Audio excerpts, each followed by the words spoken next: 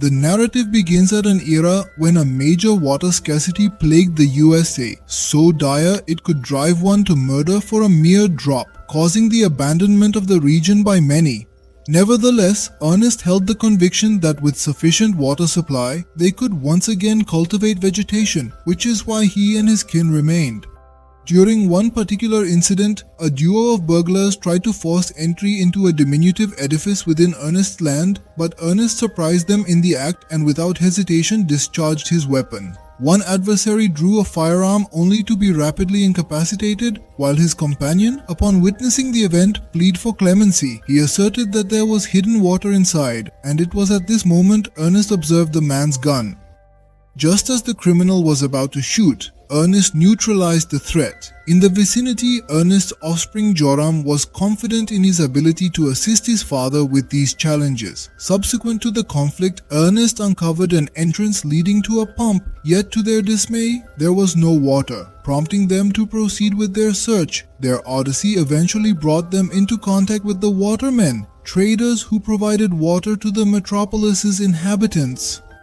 The government had extracted water from several deep wells. Upon reaching there, Ernest traded some goods in exchange for some water. He had been trying to persuade them to deliver water to his farm for a long time, but they always demanded exorbitant prices. On the way back, their mule suddenly fell, injuring it severely, forcing Ernest to put it out of its misery with a bullet, and Joram was deeply saddened by this.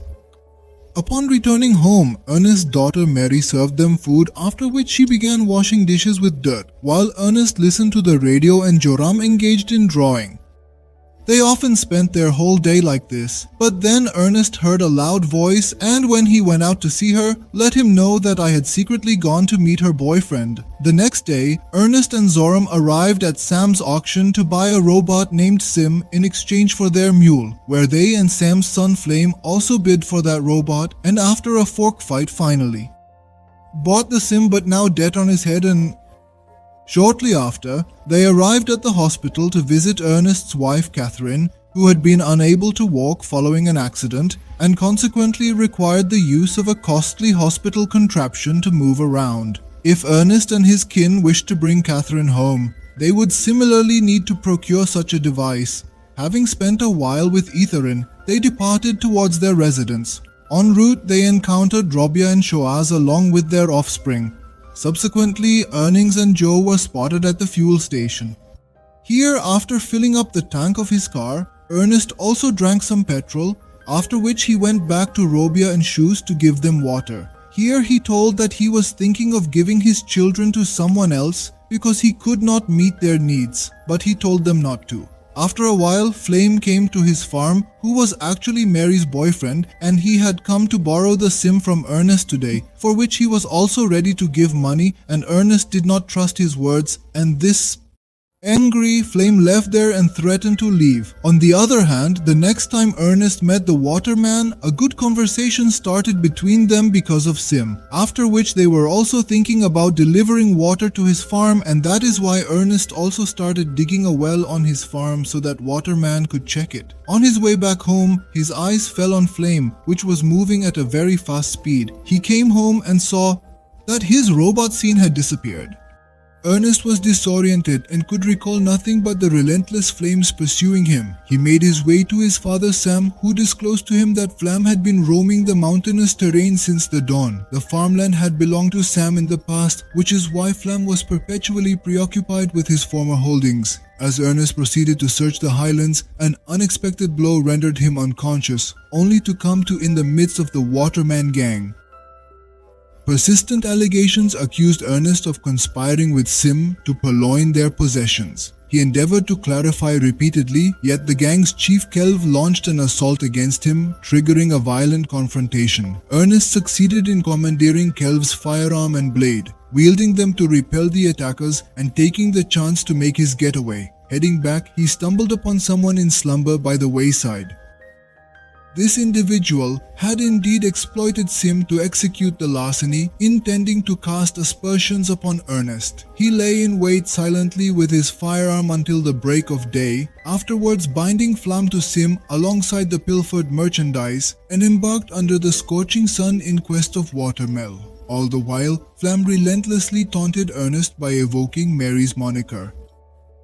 He yanked the cord to trip Flam, leading to their mutual depletion from dehydration. Flam persuaded Ernest to quench his thirst, but instead of hydration, Ernest imbibed liquor, becoming progressively inebriated, while Flam merely feigned consumption. As Ernest attempted to stagger homeward, his inebriation betrayed him, aligning with Flam's scheme. He took advantage of Ernest's vulnerability, striking him down with a rock. While unconscious, Ernest dreamt of Catherine's accident, which was caused by his alcoholism, and when Ernest regained consciousness, Flam began forcing alcohol into his mouth again. He frequently raised his voice about the matter, attempted to reject but ultimately couldn't resist the film. Subsequently, the movie brought him to Mary's homestead, and his elation upon seeing her was immense. Concurrently, her sibling was anxious about their patriarch and embarked on a search. At nightfall, he discerned Sim by the watermelon stall and approached to inform him about a certain event involving Sim. Ernest has passed away. On the Memorial Day, Mary came back and the kin wept together for an extended period, succeeding which they proceeded to the infirmary to inform their matriarch. It was then that Flam arrived to escort them, and upon returning, Joru, in a fit of rage, commenced destroying Sim until Flam intervened to soothe her. He vowed to wed Mary, affirming that as the new head of the family, and with the news that her sister is expecting, he will assume responsibility. Flam had big plans for the farm and allowed Joe to work freely in his room. That day, Flam went to meet Caleb with some goods and asked him to lay a pipe to his farm in exchange, to which Caleb initially refused. But when Flam reminded him that Ernest's gun and knife were found by his corpse, Caleb, frightened, agreed. A few days later, a new hand pump was installed on the farm and Flam began to work day and night on growing crops. Weeks later, seeing the first sprouts, Joe was amazed, and soon the whole farm was flourishing with crops. To celebrate, Mary and Flam decided to get married, getting the first initial of each other's name tattooed on their hands. During the party, Flam was drinking.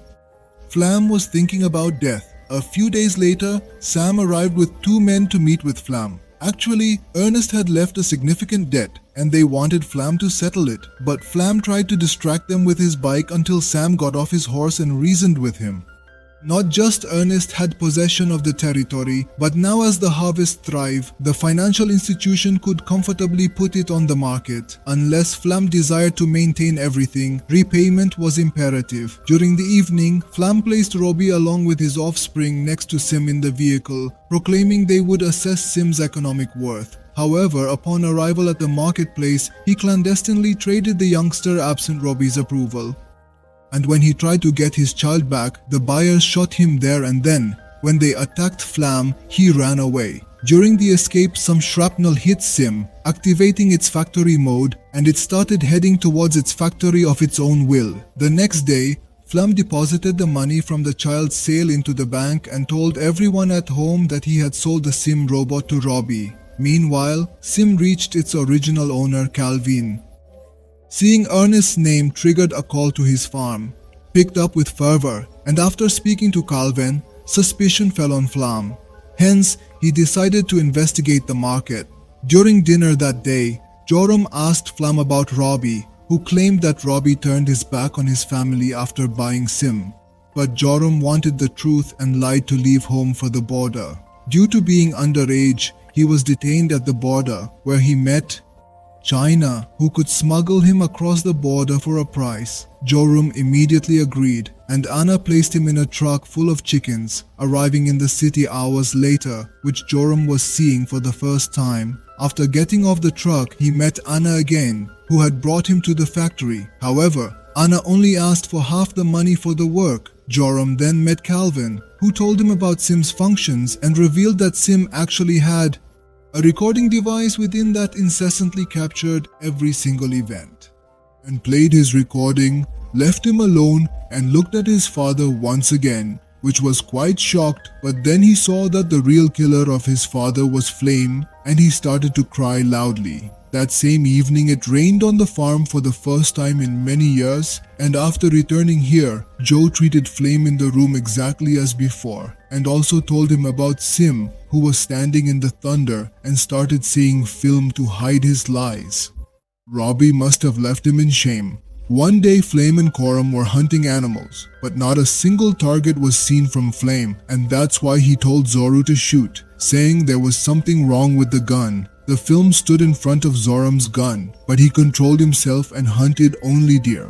Back home, Joe hid the gun in the room, and while eating, he told the film that Robo wanted to meet him, and the film was not ready to accept this. But then the next morning movie, a letter was found which Zoram had written to him pretending to be Robia, and in it the film was looking for his gun even before Robia was called to meet him on the hill. Above then Zoram told him that he had given the gun to Heel, and after hearing this, Film took just a knife and went towards the hills with Sim, and then on the way they suddenly fell into a pit. Because of this, he also got a lot of injuries and started screaming and asking for help.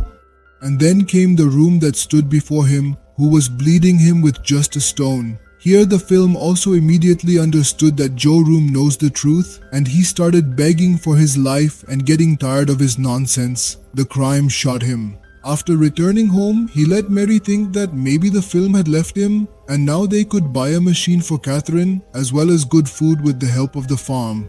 And at the same time, Zoram cleaned up the entire footage of Sim so far.